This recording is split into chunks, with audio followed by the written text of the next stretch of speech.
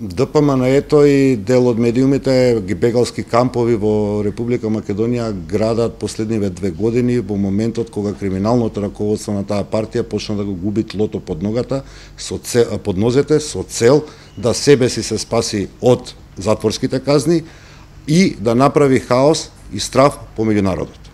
Во градот Скопје има 452 бездомни лица. Капацитетот во Бизбегово во моментов може да згрижи околу 80 од нив. Заедно со Министерството за труд и социјална политика работиме на зголемување на тој капацитет. Тоа е нешто во што ние како град и Министерството за труд и социјална политика партиципираме.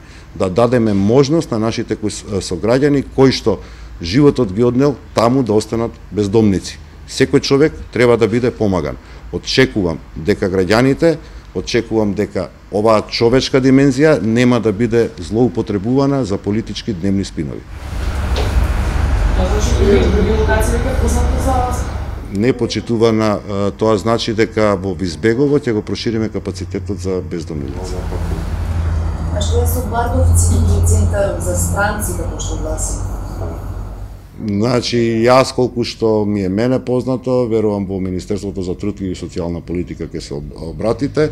Ботовите на опозицијата, како им се ближат пресудите по судовите за долгогодишните казни заради криминалното здружување во која што ја ничкосаа и плячкосаа оваа држава, заради која што и вие сте посиромашни од тоа што веројатно би требало да имате како подобар квалитет на живење, како им се ближат тие казни, такви ботови, секојдневно ќе слушаме се повеќе и повеќе.